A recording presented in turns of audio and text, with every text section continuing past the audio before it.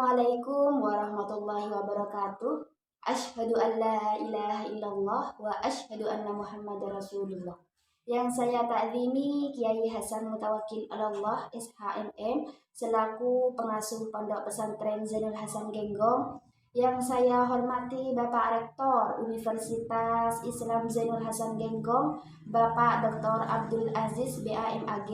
Yang saya hormati Dekan Fakultas Tadris Umum Ibu Wahyu Lestari MPD, dan yang saya hormati Ibu Eka Rahayu MPD selaku dosen pengampu mata kuliah pengantar pendidikan.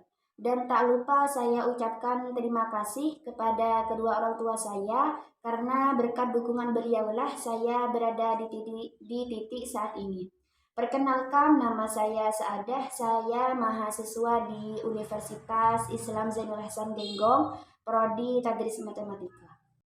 Baik, di sini saya akan menjelaskan tentang hakikat manusia dan pengembangannya, yang terdiri dari sifat hakikat manusia, wujud sikap hakikat manusia, dimensi hakikat manusia, pertumbuhan, perkembangan, dan konsepsi perkembangan. Adapun yang dimaksud dengan hakikat manusia ialah menurut para ahli psikologi menyatakan bahwa hakikat manusia adalah rohani, jiwa atau psikis, jasmani, dan nafsu merupakan alat atau bagian dari rohani. Baik, sifat hakikat manusia ialah diartikan sebagai ciri-ciri karakteristik yang secara prinsip membedakan manusia dan hewan. Meskipun antara manusia dengan hewan banyak kemiripan, terutama jika dilihat dari segi biologisnya. Bahkan beberapa filosofis seperti Socrates menamakan manusia itu hewan yang bermasyarakat. Max Scheler menggambarkan manusia sebagai hewan yang sakit yang selalu bermasalah. Baik, selanjutnya tentang wujud sikap hakikat manusia. Wujud sikap hakikat manusia ada 8, yaitu kemampuan menyadari diri, kata hati, moral, kemampuan bereksistensi, tanggung jawab, rasa kebebasan, kewajiban dan hak, kemampuan menghayati kebahagiaan. Namun di sini saya akan menjelaskan 3 wujud sikap hakikat manusia. Yang pertama ialah kemampuan menyadari diri. Kemampuan menyadari diri menurut kaum rasionalis, kunci perbedaan manusia dengan hewan terdapat pada kemampuan adanya menyadari diri yang dimiliki oleh manusia. Berkat adanya kemampuan menyadari diri yang dimiliki oleh manusia, maka manusia menyadari bahwa dirinya memiliki ciri khas atau karakteristik diri. Baik, yang selanjutnya kata hati. Kata hati sering disebut juga hati nurani, pelita hati, dan sebagainya. Kata hati adalah kemampuan membuat keputusan tentang yang baik dan yang buruk bagi manusia sebagai manusia. Baik, selanjutnya moral. Moral juga disebut sebagai etika.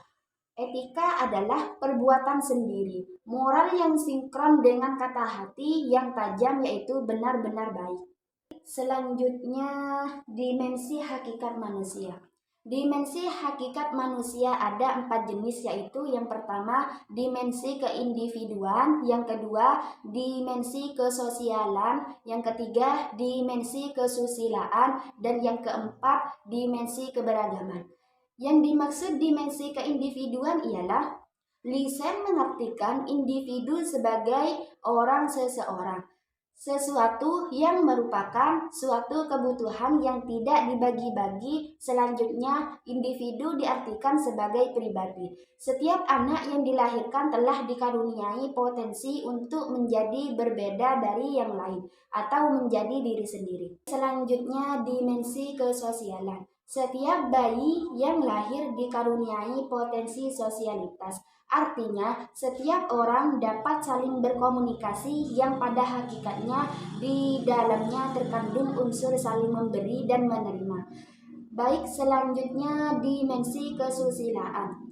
Susila berasal su dan sila yang artinya kepantasan yang lebih tinggi.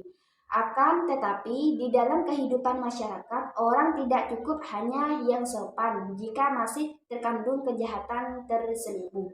Baik, selanjutnya dimensi keberagamaan. Pada hakikatnya, manusia adalah makhluk religius. Manusia memerlukan agama demi keselamatan hidupnya. Dapat dikatakan bahwa agama menjadi sandaran vertikal manusia. Baik, selanjutnya pertumbuhan.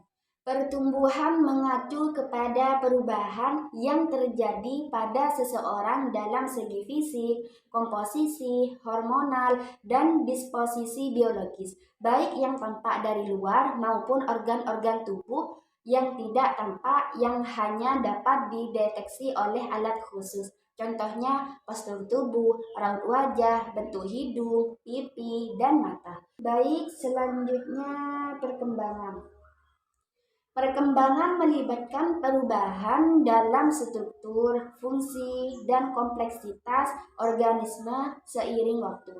Melibatkan diferensiasi sel, morfogenesis, prosesnya lebih luas untuk membentuk organisme yang lebih kompleks dan berfungsi optimal. Baik, selanjutnya yang terakhir konsepsi perkembangan.